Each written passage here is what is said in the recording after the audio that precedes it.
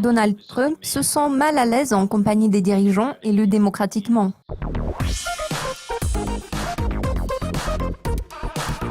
Greg, bonjour. Merci de nous avoir rejoints dans le studio de Dukascopy TV. C'est un plaisir de discuter avec vous.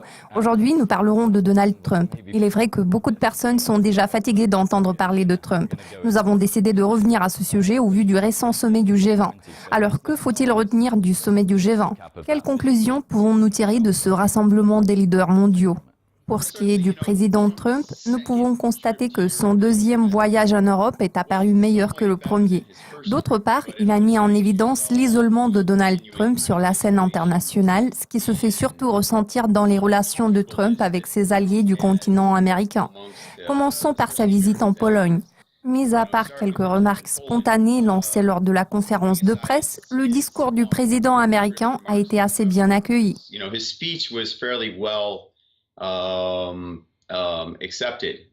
En fait, il a réitéré les principes de base de la doctrine américaine face à l'Europe qui ont été respectés au cours des 40-50 dernières années.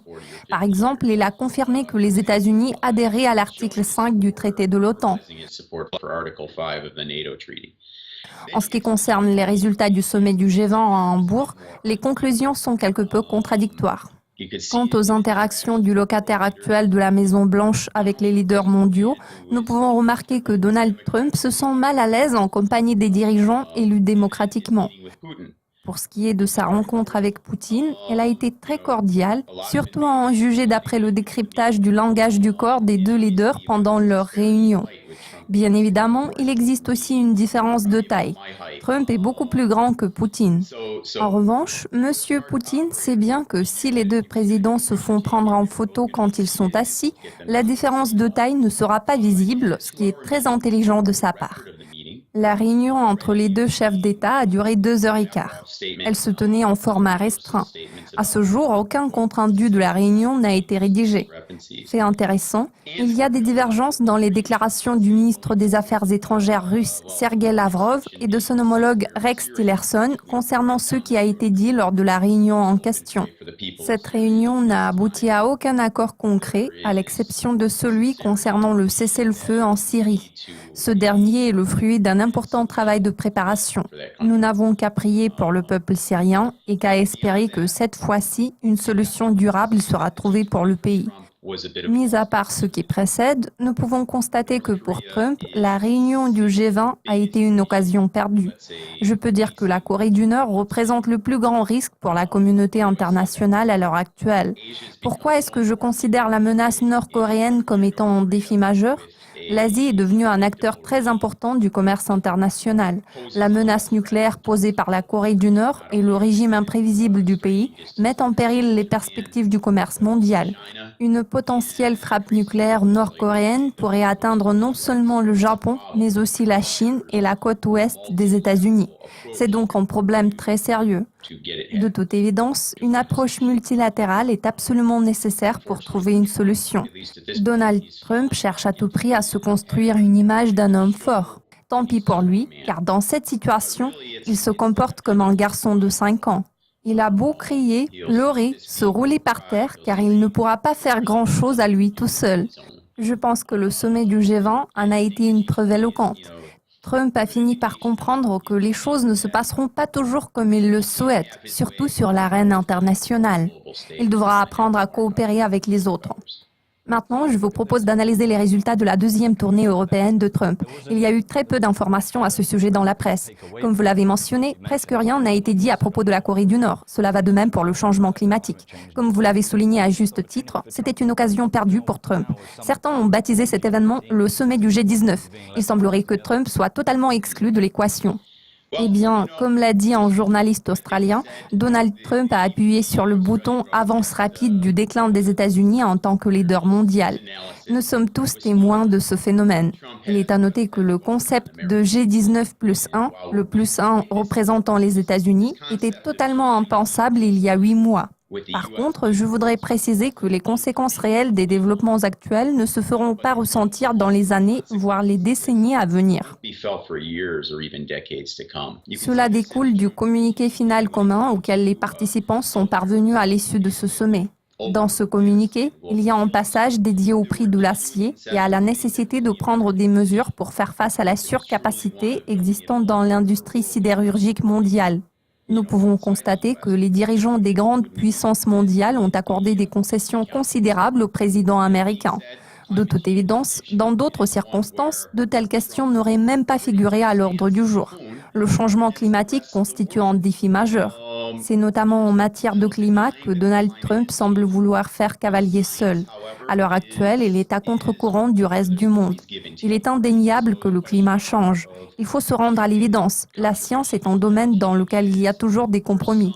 Par conséquent, la question de la contribution humaine au changement climatique reste toujours ouverte, tandis que certains ne se posent même pas cette question. Pour résumer, une chose est sûre, le fait que cette question fasse l'objet d'un débat signifie que nous perdons de grandes opportunités, tant sur le plan économique que sur le plan sécuritaire et social. Aujourd'hui, nous avons déjà mentionné le bouton avance rapide du déclin des États-Unis en tant que leader mondial. Je pense que la politique de l'autruche adoptée par Trump à l'égard du climat fera en sorte que les États-Unis se retrouvent à la traîne du reste du monde. Maintenant, les leaders mondiaux se posent la question de savoir comment faire progresser les choses dans un monde où l'Amérique, et je le dis en tant qu'Américain, ne sont plus à la tête de l'ordre mondial. Maintenant, nous assistons littéralement à l'émergence d'un nouveau monde. Pour la première fois depuis la fin de la Seconde Guerre mondiale, nous nous sommes retrouvés dans un monde où les États-Unis n'assument plus le rôle de leader mondial. Alors, ma toute dernière question pour aujourd'hui, y a-t-il quelque chose que Donald Trump pourrait faire dans les prochaines semaines et dans les mois à venir qui puisse potentiellement provoquer un revirement de situation? Ce déclin des États-Unis est-il vraiment inévitable? Vous savez, je suis plutôt pessimiste quant aux perspectives à long terme. J'ai des prévisions baissières sur l'économie mondiale. Nous avons traversé une période de croissance sans précédent au cours des 10 dernières années.